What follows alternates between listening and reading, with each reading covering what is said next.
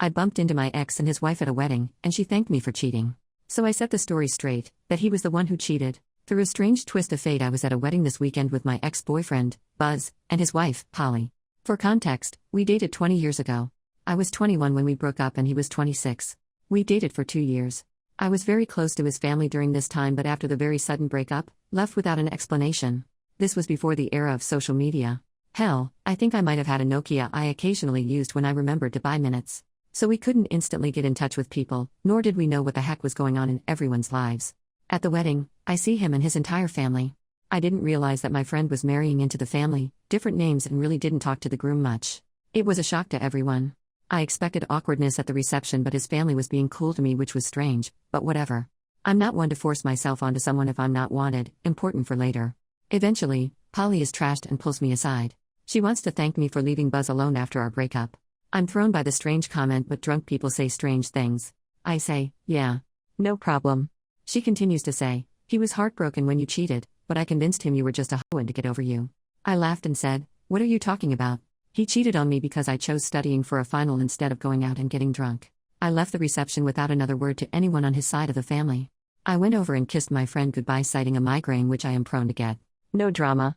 Now family members who got my cell number from our mutual friend or found me on Facebook are messaging me like crazy.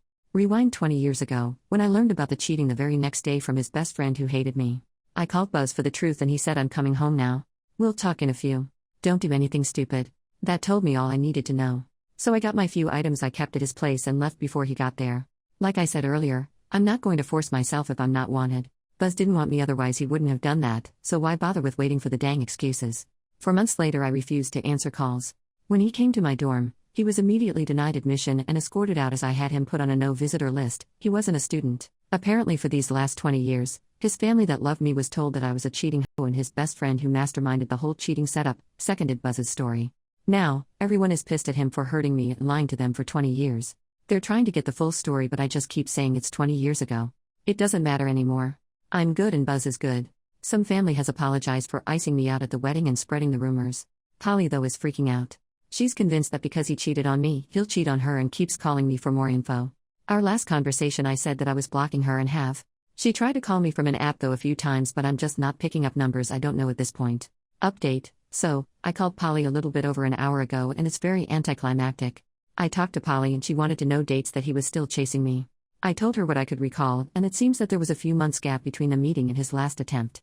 I assured her that never once since social media became a thing did Buzz try to reach out to me. She said that about 6 or 7 years ago, she found out that Buzz had tried to find me on Facebook by stalking some of my old friends he knew, which added to her paranoia. They went to marriage counseling and all that. Polly was exceptionally talkative.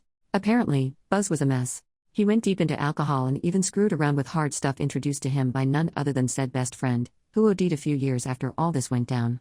Polly hated and was hated by his best friend, and when he tried to come between Polly and Buzz a bit into their relationship, Buzz saw his best friend was a massive jerk and went no contact.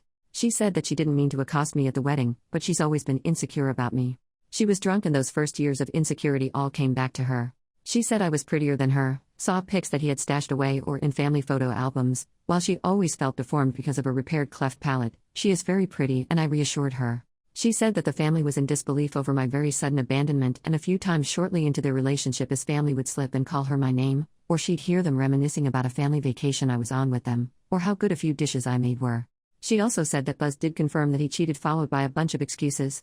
I said that I really didn't care to hear what he told her. I did say that I wish him no ill will and I'm truly glad that he settled down and found happiness, but I'm done with this. I don't want to reconnect with any family members. I don't want her calling to commiserate with his wrongdoings. I just want to return to our very separate lives.